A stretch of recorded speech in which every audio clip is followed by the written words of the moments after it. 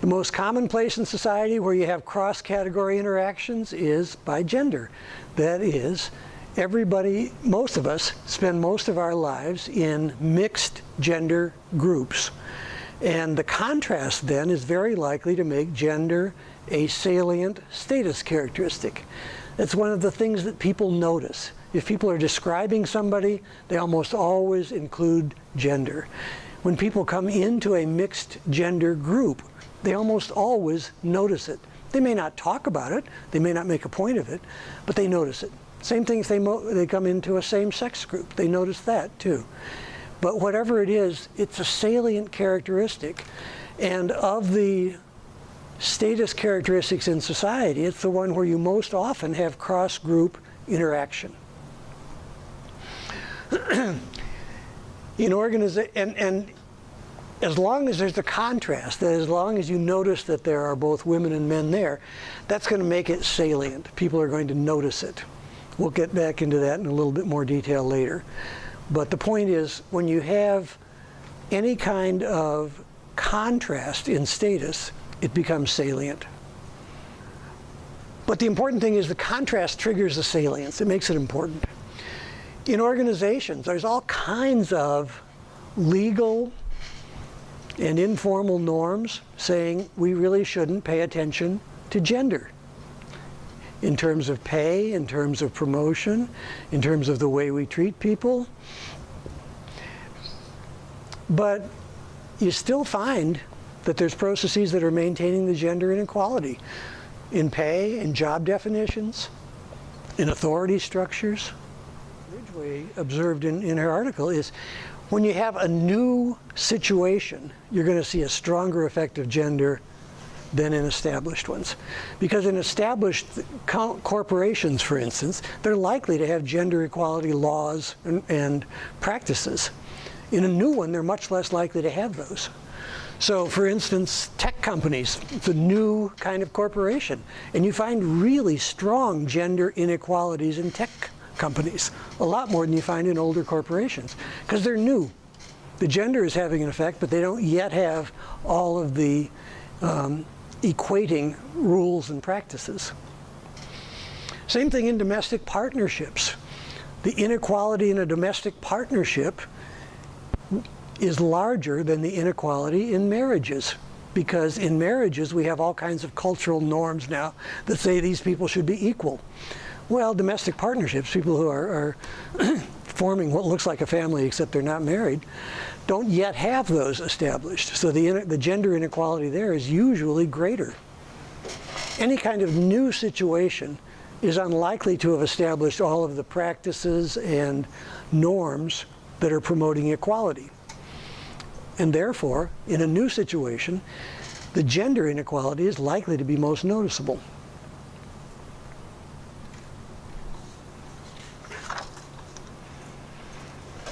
One of the things it does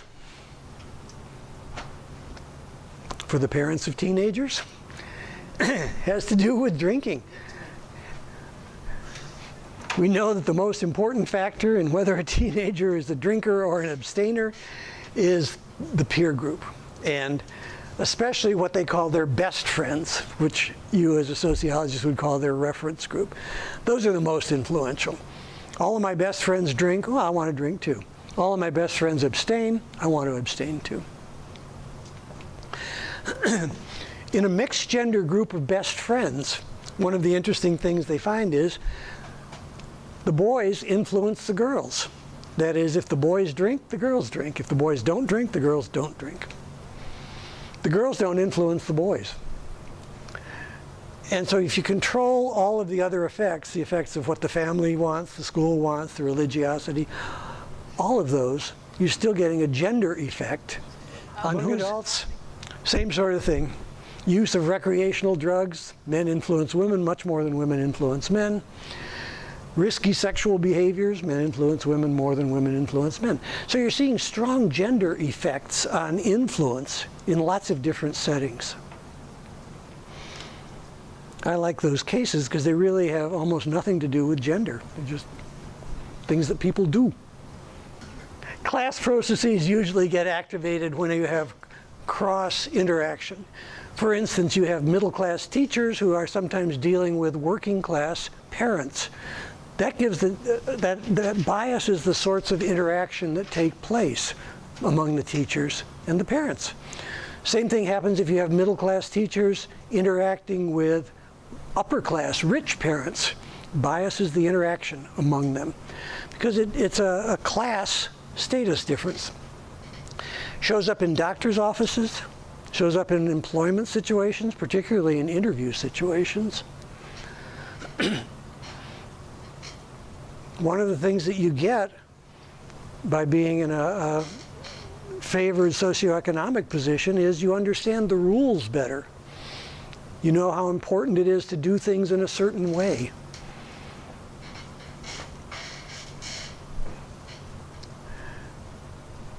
Educational institutions, job interviews, those are places where social class is very often associated with knowledge of how this organization functions, which will, of course, bias the sorts of interaction you get. Different behaviors get attributed to differential skill. That is, people notice these differences, and they may even talk about them, but they usually don't say, this is because we have a class difference here. They say, he knows more about it than she does, or something like that. Compared to gender, cross-race interaction is less common. It's certainly not unheard of, but it's much less common because of residential segregation, occupational segregation, all kinds of other reasons. And as long as there's no interaction, it's possible to maintain status beliefs. That is, I can have beliefs about another group of people. If I never interact with them, I'm not going to have those beliefs challenged by any of their experience.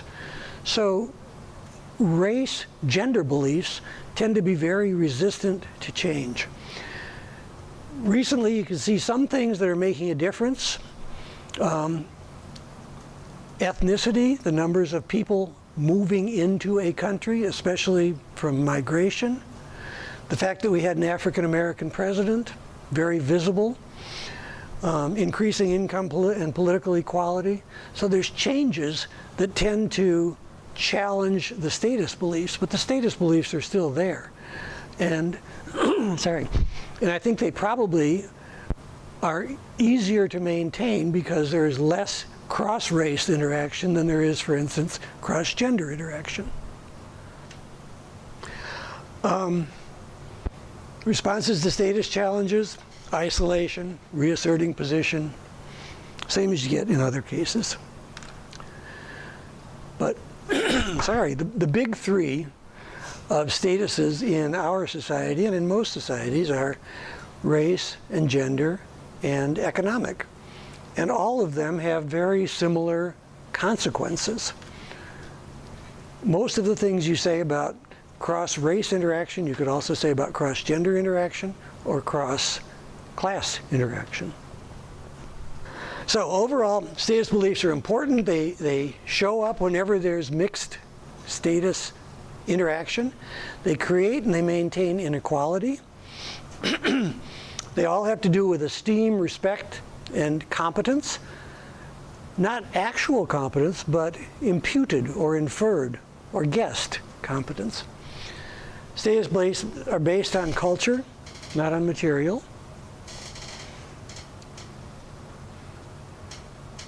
It works at the individual level. Every time there's interactions, if there's status inequality, it affects the interactions, and the interactions affect what people believe about each other. And status governs group differences in resources and power. That is, having a status advantage will help you get more money and have more power.